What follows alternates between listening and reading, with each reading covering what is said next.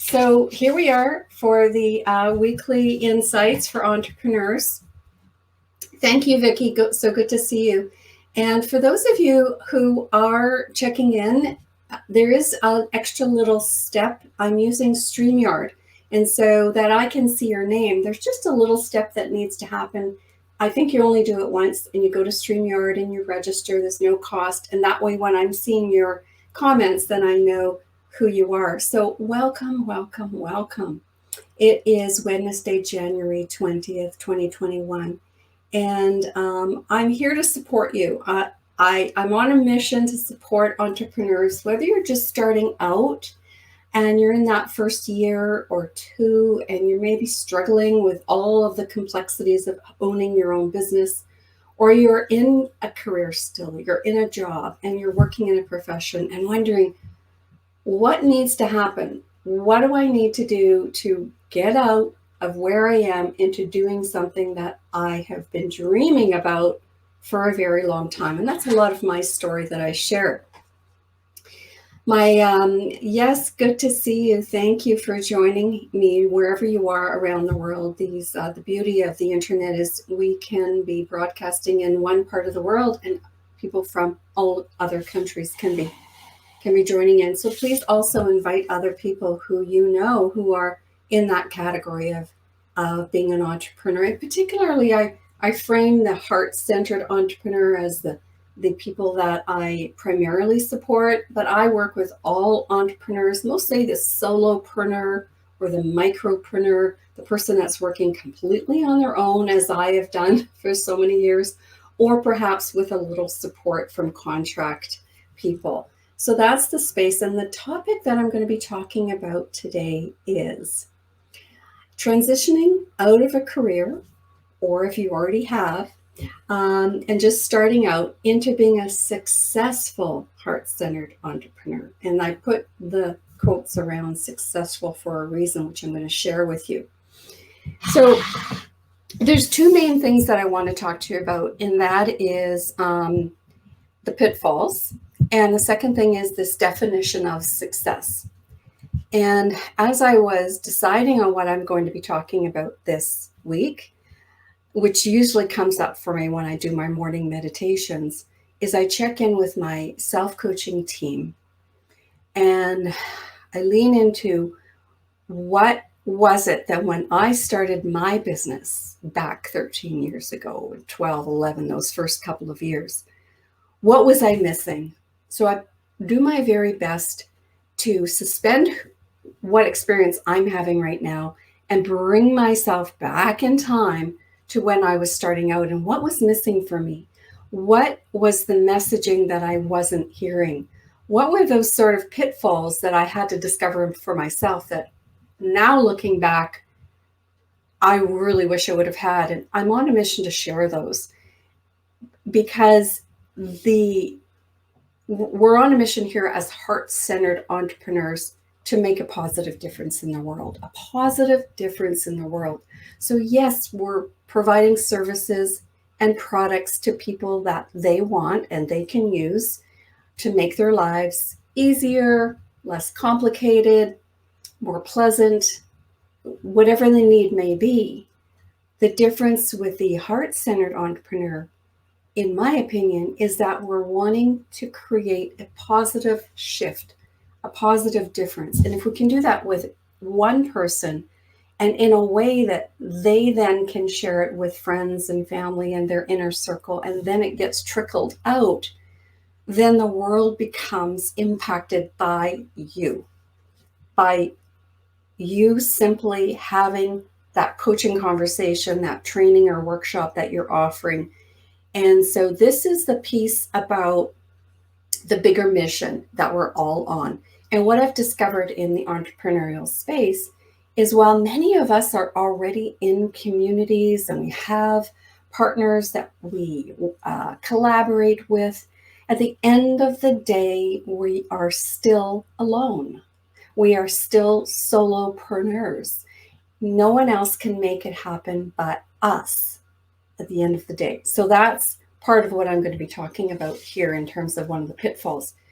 So I'm going to dive into the pitfalls first because they're, I think, the juiciest bits, the bits of what I wish I would have known had, back then, that I discovered over the years, and they unpeeled kind of like an onion, layer by layer by layer. And I woke up some days and went, wow, I just discovered this is the block I'm having. And I've been having it for 2 years or 3 years, and it never dawned on me till now. And I don't want you guys to waste any time. Going back to that bigger mission, we are in a position here as a community, whether we're a tight community or we're loosely aligned in mission and intention, acceleration is key in order for us to make the changes that we want. Time is a limited resource, right? So let's go through them. These are in random order. If you have a pen and a piece of paper or a journal, please write these down. And of course, they're in the recording. However, sometimes having that written down will jog your memory later. If you're like me, I go back and I read my journals and I source information from them. And it's really quite amazing. That's another little tip, which one day maybe I'll do a live on all the little tips of, that really support me to be creative as well. Many of you are doing workshops and training courses, writing books. Some people are still blogging or doing Facebook Lives. And where does the inspiration and the spark for what you're going to be talking about come from? Often it's from those older notes and journals, right? So that's why I suggest that you write this down. So again, in random order, and I believe I didn't number them. I believe I have about 20. And so I'll just kind of go through them. Okay, so this transition from career to entrepreneurship is a very interesting one. Some people have an intuitive sense at a very early age that's what they want to do. And other people sort of bump up against entrepreneurship in their 20s or 30s, 40s, 50s, 60s, and are curious about it as maybe what they're doing isn't working, or they don't feel inspired anymore, or they're looking at for other reasons, for flexibility or freedom or whatever. And they're financially in a place where they can see themselves making that transition because they've got that nest egg put aside. So wherever you are in your journey as an entrepreneur doesn't matter. But here's what I've discovered about this transitional piece is if you've already made the transition to being an entrepreneur, this may really resonate for you, and you may have already discovered this ahead of time, or it may be a big aha moment. So if it's a big aha moment, hi Stacy, good to see you. If it's a big aha moment for anything that I'm going to be giving you on my list of pitfalls, please pop it in the comments and let me know, because I really want to hear about that. Or if it's something that you realized for yourself already and you went, yes, Jackie, I knew about that, then pop that in the comments too, okay? So here's what I've discovered. Some people are in a career that they like and they're fairly good at it and they've developed some expertise in it. And I'm going to talk about that expertise piece in a little bit as well. I'm going to come back to that as that's an important piece of it. And for whatever reason, and we can make a list of reasons maybe at another time, but perhaps the top 3 might be wanting to be an entrepreneur to have the freedom of hours. So I can choose my own time frame. I have maybe children at home, or there's a huge distance to drive and I want to be at home working. So the flexibility of that. It could be around the workplace isn't, in alignment with who you are. And 3 things that I've noticed when I was in business was not feeling valued in the organizations that I worked with, not fully. On occasion, yes, but just not fully, not being appreciated by the people that I work with and the people that I serve, and not feeling connected with the people either. And I would say the third one is not really using my natural talents. So the natural talents one is the one I'll talk about next. But now let's say that you are using your natural talents or talents that you enjoy and you're good at doing them, and you want to leave and become and own your own business. So the transition from a career that you are fairly good at, you have some evidence of success at, you like what you're doing, into an entrepreneurship is relatively, let's say, easy. I don't want to put it on a scale of 1 to 10, but you'll be doing the similar work when you're in your own business. The other piece of this is that if you've developed the relationships in the companies that you've been serving and the people that you've been working alongside and the clients that you've been working for, they too will support you in this transition, because most people want to see other people succeed, right? And so most companies, although they may not want to lose you, generally will support you in the transition into being an entrepreneur. And in fact, they may even bring you back on contract, because we won't get into the financials, but when you crunch the numbers as a corporation, it's less expensive to have somebody on contract generally than it is to have an employee, because you don't have the additional costs of healthcare, etc. So making that transition from, say, being an accountant to having your own accounting business, or as a human resource professional, training people in communication or in relationships or team building, and then starting your business in the same or similar genre. And especially if you're going into the similar industry as well. The transition, while I'm not saying it's going to be 100% smooth, easy, and with no glitches, it's going to be much easier. And your ability to recreate the income that you earned in your business is going to be probably pretty short. I would say between 3 and 6 months if you're really working at it and have a prior plan to make the exit as well. So that's one group of entrepreneurs that I discovered. And this I discovered about 4 years into my business. The second group of entrepreneurs are people who are in a career that is quite defined. Again, let's take this person who's maybe a human resource professional who has a dream of something that is completely out of the box and different from that. So let's just say marketing, or what would it be? Being a personal planner for somebody, like a personal assistant for someone, or a coach. Coaching is a little bit, could be intertwined with human resources, or opening a bakery, Now, we all know that there's transferable skills, right, between that you will carry no matter what job you do. So if you are a timely person, if you're a person who is reliable, and all those human qualities, they're going to follow you. So that's great. But the skill set that's required to do this different role is vastly different than what you were doing in the business. And here's where people get stuck, is they may have come from a similar career into entrepreneurship, but the end game is much different. So take the second entrepreneur who's sitting around after 3 and 6 months and wondering, where's the money? Where's the business? How do I find clients is the number one thing. Without clients, you won't have a business. And they look outside themselves at other people who've made a career transition. Maybe people that they know one-on-one directly. It may be people who they don't know, but through some research perhaps, or through community groups they belong to, or business groups they belong to, see these other people excelling at what they're doing within 3, 6, 9 months. And they start wondering, what's wrong? What am I not doing?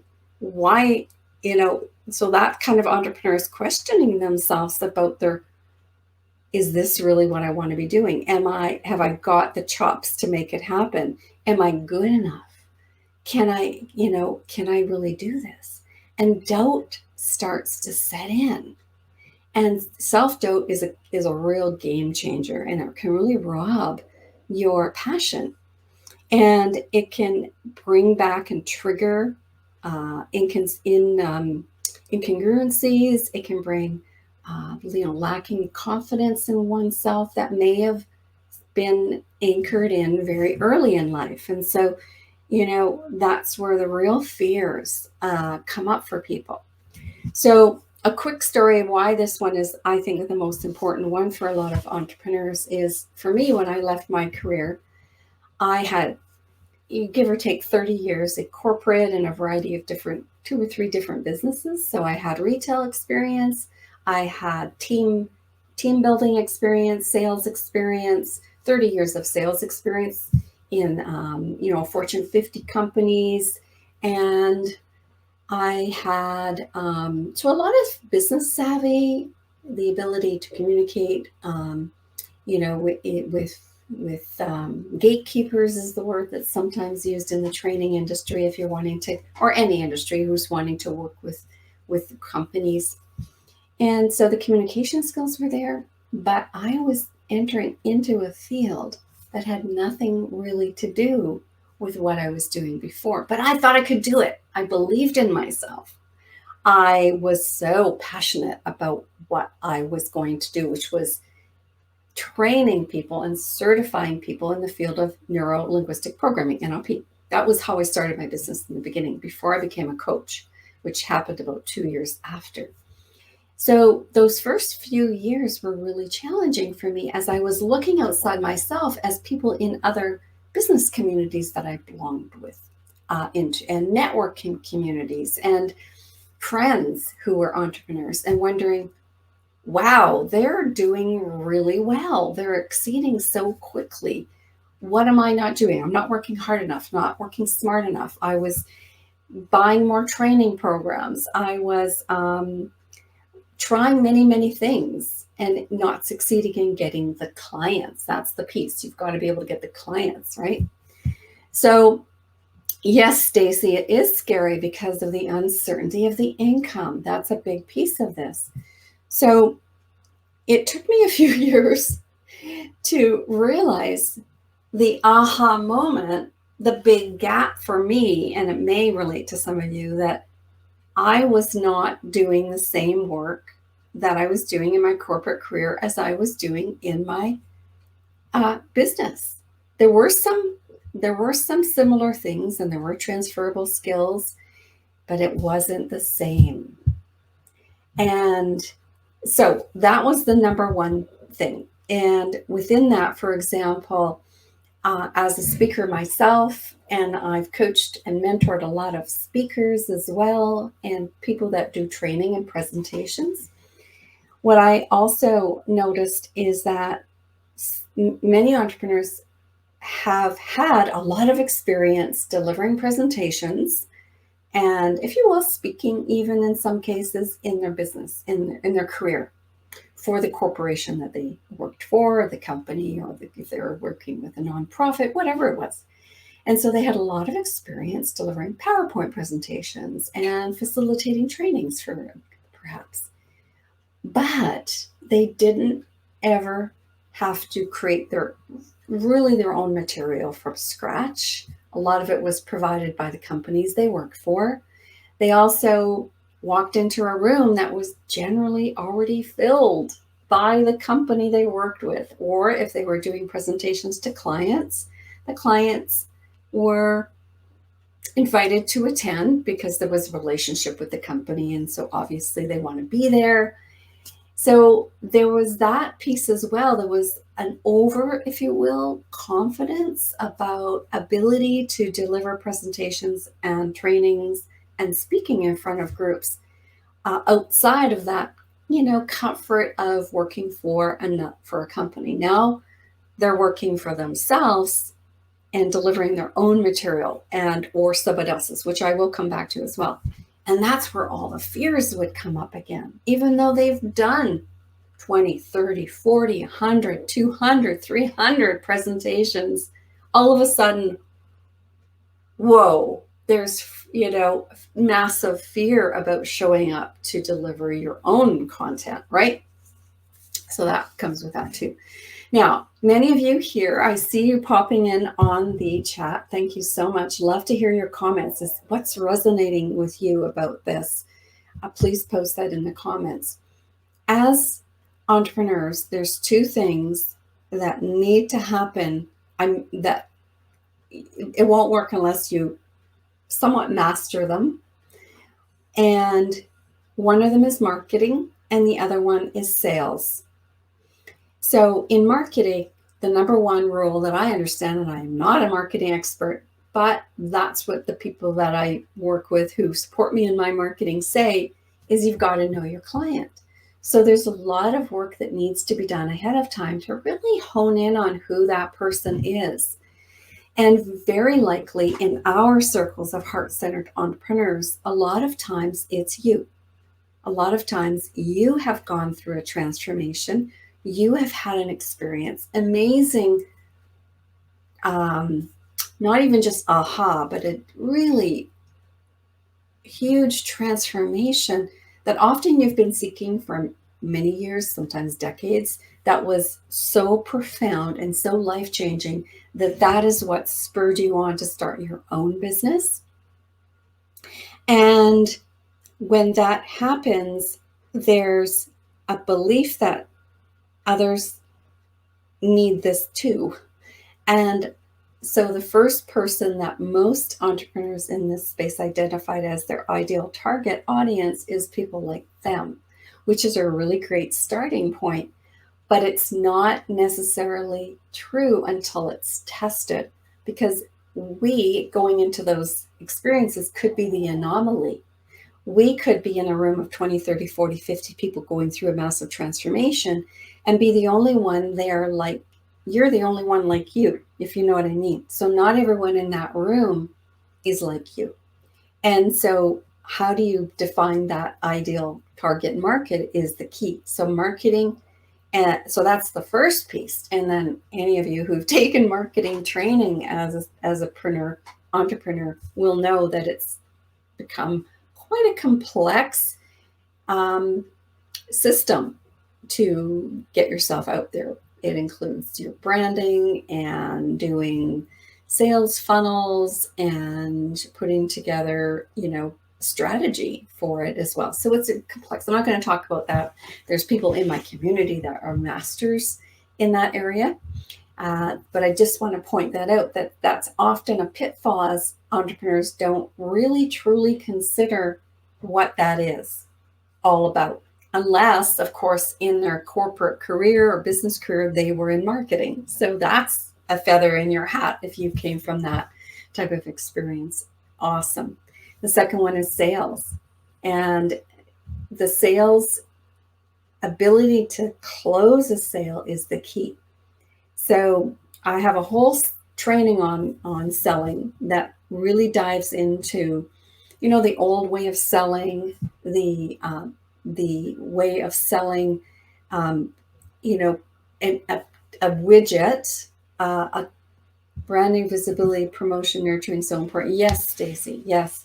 There's a difference between selling a widget, which a widget is a representation for anything you can touch, smell, feel, or even see. It's a tangible thing that you're selling versus a training course, a coaching program, a workshop, a retreat, a summit, a podcast, anything that cannot be touched or felt or, well, seen. Yes, seen in the sense that, you could read content and you can see the branding, but the actual item is an experience of being with you.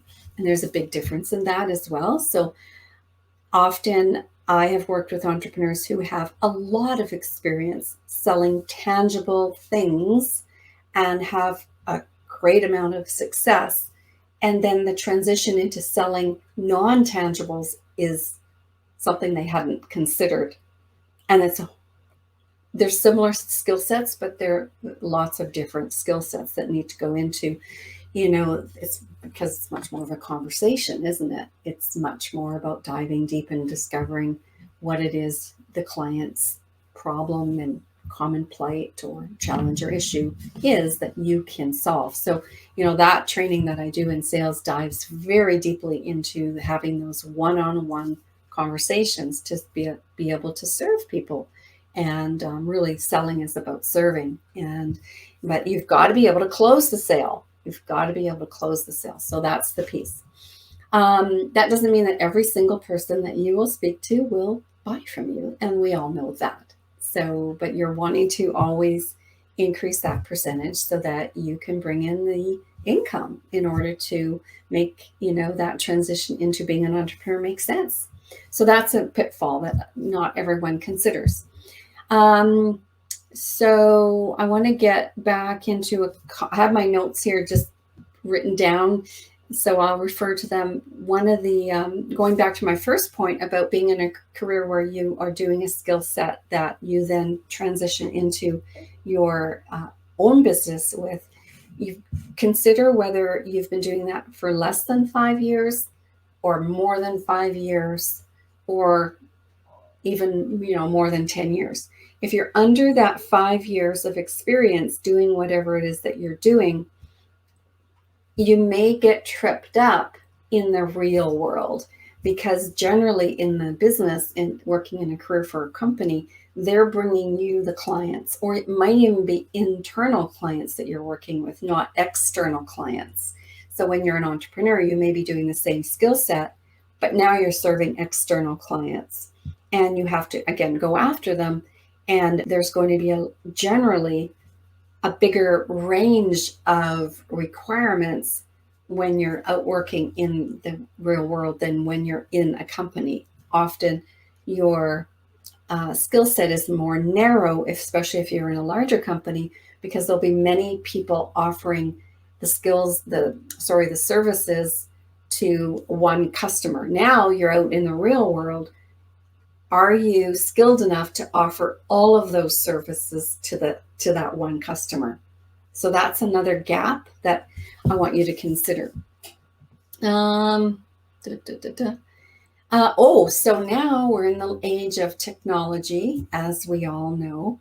And what I find about the age of technology and in the community of the heart-centered entrepreneur that I've noticed over the last 13 years is the number of people that are entering into this field is growing exponentially, which makes my heart sing. I love, because I live in abundance, and I've always lived in abundance in my business as an entrepreneur. I've always known deep within me that there's enough for everyone to succeed, and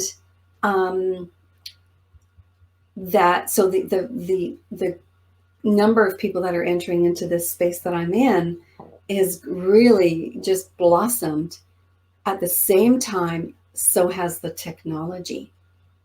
When we look back, even I think when I started my business in 2008 was the year that I might have joined Facebook or MySpace. I think MySpace was my first entry into social media.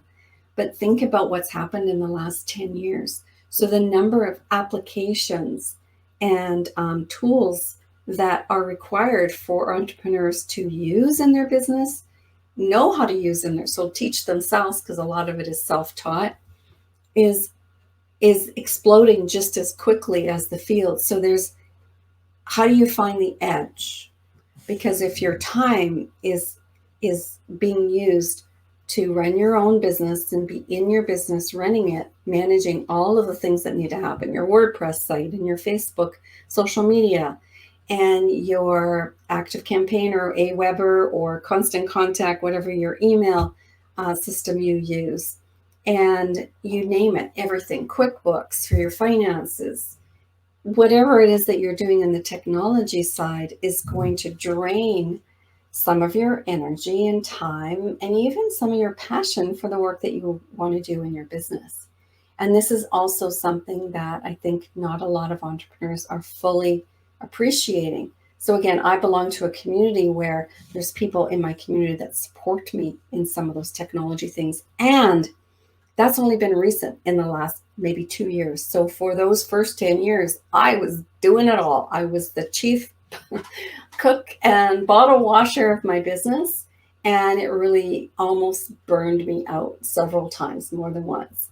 And so I had to scale back and sit back, take a breath and catch myself, because the more we get into the technology piece, the more not only our passion and our energy for the real skill that we offer our clients starts to drain away.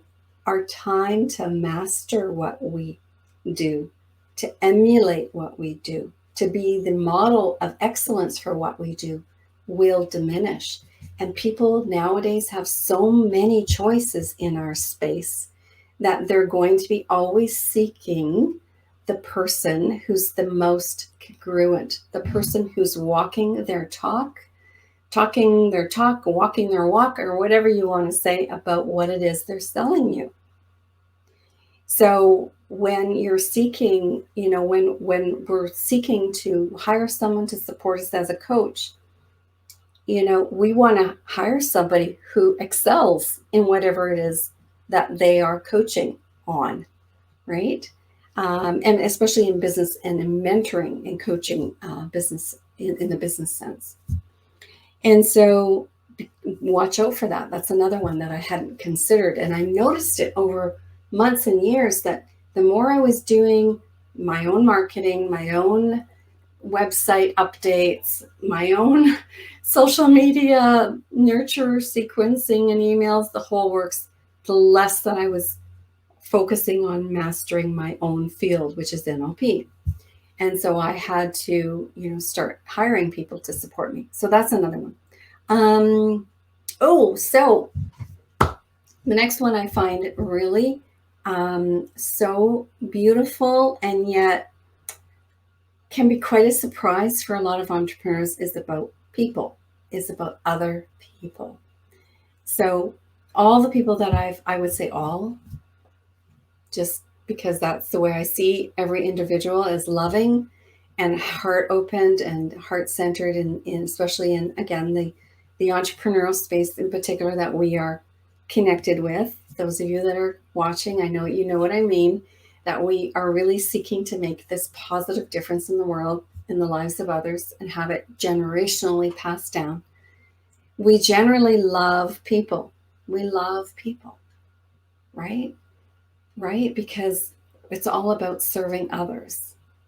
So, but what I found with a lot of entrepreneurs is, while they love people, they don't necessarily love talking with people, or they don't find it easy to talk with people, especially about themselves or about whatever their products or services are. So this is fine, by the way. I want to mention that that is perfectly okay. As in the sales, the area of selling, it's not about talking to people. It's about listening. So my whole program is designed around how do we listen, and not just to be present is important. How do we listen to what's not being said by the clients in those conversations? And how do we listen to really truly be empathetic and understanding what that other person is going through without imposing our values as well? So the whole listening piece is so important for entrepreneurs. They've got to be able to master the art of listening in an intentional way, to seek out and draw out the information from people who are generally quite vulnerable and looking to make a connection.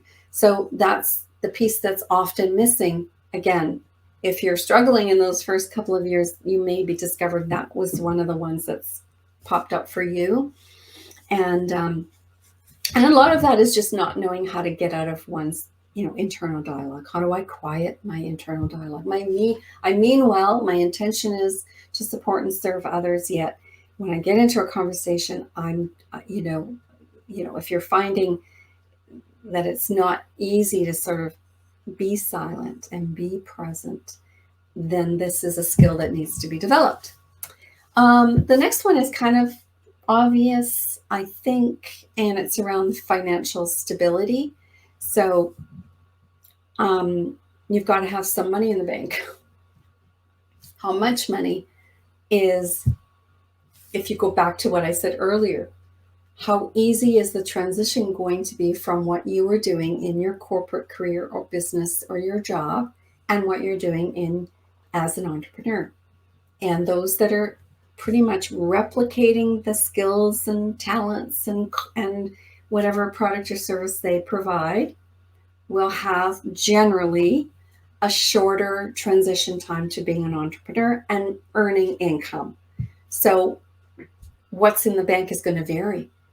So I've heard some, comments about having X amount of money, having so many months of salary put aside. And I think that's brilliant because anything can happen. But I would say that having someone work with you to discover, where are you now? Where is it you want to go? What are the gaps? And how can you pretty much identify how long that's going to take? Well, then you'll have a much better idea of how much finances, how much money you need in the bank to make that transition and not go into a state of, not being able to pay your bills and your mortgage, etc. So that's a big one. So when I'm coaching entrepreneurs, I'm working with the individual. I have models that are pretty consistent, but they're very much geared towards each individual because every person's experience is going to be very, very different. Okay, so, here's another one. So when we're selling, I talked earlier about the tangibles and the intangibles. And so I'm going to share a quick story if I have about this, because I think, and I'm going really over on this one today, but I think this is really valuable content. When I left my career at American Express, working in corporate, I was in travel and serving corporate clients. And we did a little bit of traveler's checks way back in the day. So we were providing a service that was intangible. How our clients knew that we were doing a really good job was that their employees got to their destination in it safely, and they had the hotel that they expected, the car was there waiting, and the price was in accordance with their company policy. And so everyone was happy. But no one knew until traveler came back home whether they were happy about the service or not. And I did that for 10 years, working in like I say, in corporate travel. Now, after leaving American Express, I worked for another company that maybe some of you have heard of. It's still around today, called The Body Shop. And all this information is public knowledge. It's on my LinkedIn profile. So now, going from intangible, trying to sell, you could say a credit card was somewhat tangible, but it wasn't. Selling an experience into selling the tangible, smell good, feel good products of The Body Shop was a piece of cake. In fact, it was 8 years I was with The Body Shop, building a team, working with around 100 sales representatives all over Manitoba and Northwestern Ontario was a bliss. And it was in some ways so much easier to sell that here, touch it, feel it, smell it, feel the weight of it even, feel it on your skin, was so much more fun, right? So there's the tangibles and the intangibles. But here's the thing in our space of heart-centered entrepreneurs that are doing coaching, training, facilitating, speaking, workshops, retreats, etc., is, are you selling your own bespoke, if you will, so customized training courses, and are you creating your own talks and your own presentations, or are you selling someone else's? So in the training space, there are communities and organizations you can belong to where you take the training and then become a trainer on behalf of that organization. And so you're really teaching their content. And so, for example, I'm an NLP trainer, and I certify people in the field of NLP as classic code practitioners, master practitioners, and new code practitioners. And I use the material from the NLP Academy in England, which has been created by the co-creator of NLP, John Grinder, and his partner, Carmen Bostic St. Clair, and Michael Carroll. So those three people have created the content, and I pretty much follow it. Of course, I add in my own stories. Of course, I add in my own examples from my business. And of course, I make modifications. And at this stage, I am creating my own patterns as well. But at the core of it for the certification, I'm teaching their model, you see? So when I made the transition into, and maybe some of you can relate to this, where you have some of that in your business, where you can rely on teaching something that has been proven. I mean, the field of NLP is now entering into its 5th decade. So we're about 47, 48 years ago is when NLP began. That material that's in those manuals has been tested, tried, guaranteed to work for decades, right? So people know about NLP. They have an expectation of what they will receive. And in my opinion, the NLP Academy and it provides one of the best trainings in the world. So I'm very proud to be part of the International Training Academy of NLP.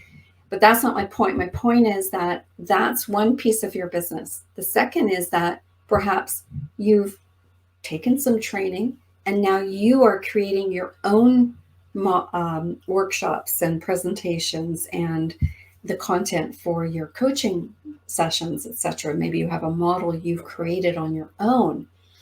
Well, if you're doing that and you're creating your own models, in my opinion, in order to be successful as an entrepreneur, you've got to be walking the talk yourself. They've got to be thoroughly tested, thoroughly put into place in your own life, that you are actually applying those skills yourself, and others looking at you observe that. They see that you are a model for whatever it is you're selling. So if you're an accountant or a bookkeeper, you're not, you better have your books in order. Now, people will generally not know that, as you know, but that's an example of where it's so important, not only for you to be walking the talk because people pick up incongruencies, but for your own sanity, so that you can put your head on the pillow at night and know that you are being truthful. You're not selling something that you're not quite sure it really works, but maybe you're thinking you could test it out a little. Now, there is a place to do beta testing. There is a place to start testing out your material, but I would say it needs to be self-tested first. This is the important piece with that.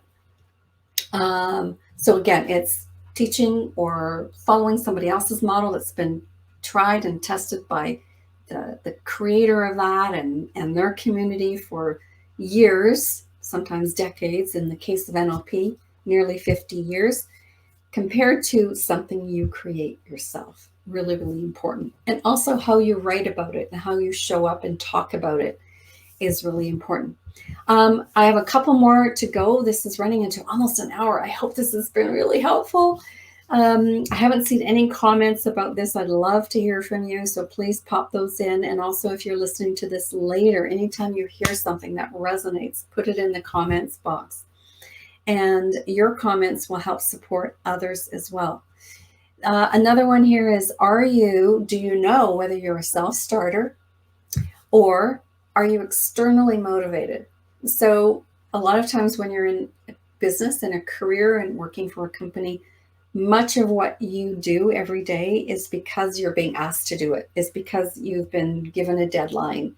It's because you're working with a team that has an expectation of you doing something before they can take action.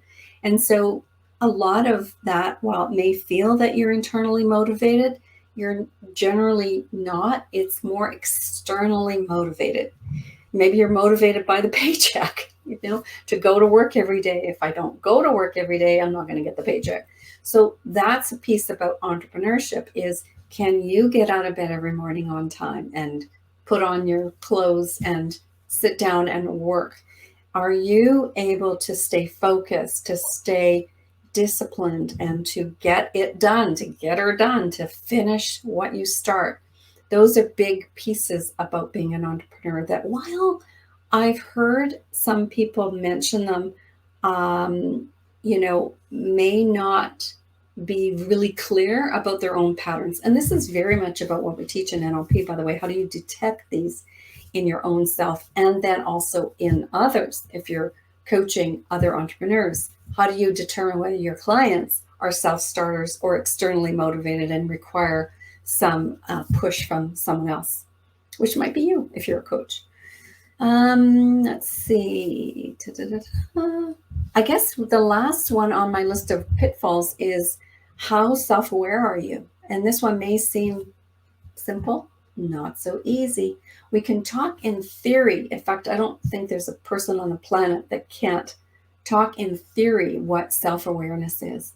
Putting self-awareness, full self-awareness into practice, that it's kicking in pretty much every second that you are walking the planet, that you are continually checking in with yourself and have a system built within your neurology to give yourself a little self-coaching and, listening to the signals, getting the signals and feeling them is one thing.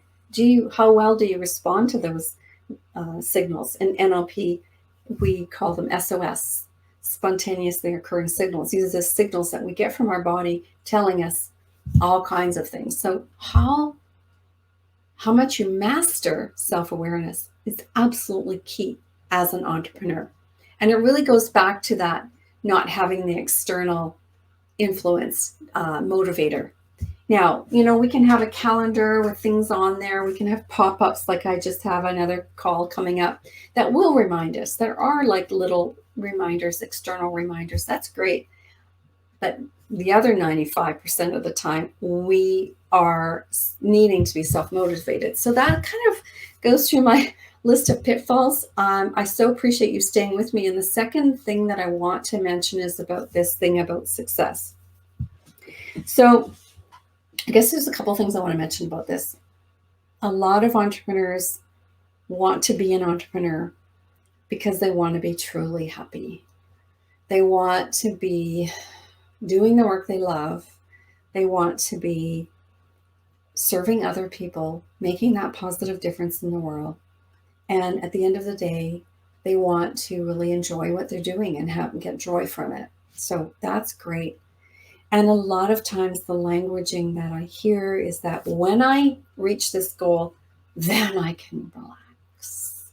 And when I finish this thing that I'm working on, then I'll be really happy. And that thing or that deadline is kind of the success marker, that when I do that, I'll be successful. When I make X amount of money, I will be successful, and then I'll be happy. And I would say it doesn't work that way. I mean, you can look at being in a career and realize that maybe some of those things are there already. The income is there, the security is there. Maybe even doing a job you like is there, and you may not still be happy. So the happy piece comes first. Or being happy really is about figuring that out. And there's so much to support you in that. NLP obviously is one of the fields. And being happy is really a state of being, right? It's just a state of breathing, a state of living, a state of noticing, and just continually, being aware. And for who we are, and being alive is all I need. I'm happy, I'm alive. I'm happy. So thinking about that piece of regarding success is that success doesn't bring happiness. And I think you guys know this, but it's sometimes a good reminder. And there's a second one about this. Everyone's definition of success is different. And so one of the things that is a bit of a pitfall as well around success is measuring our success to others. I believe that at the end of the day, you are doing, I do self-editing at the end of the day. So if you do this kind of exercise where you're checking in, I have a self-coach and I go through a process of evaluating and reflecting on my day. And if I've done my very best that day, regardless of what else, then I feel I'm successful. So whether you're a full-time entrepreneur and you are achieving that income, that means you can stay where you are and just continue to grow. Great. Whether you're an entrepreneur and you've started out for a few years and you're still struggling and it hasn't quite working, great. And I'll say what I mean about that. Or you're in the career and you're wondering, how do I make the transition so I can earn the income? That's great too. If you're a hobbyist, you're staying in your career and you want to do what you love as a hobby on the weekends or the evenings, great. If you are, you've started your business, you're in it for the first couple of years and you realize maybe this is more of a hobby. Maybe it's really not what I want to do all the time, or I'm not yet skilled enough to do all the time.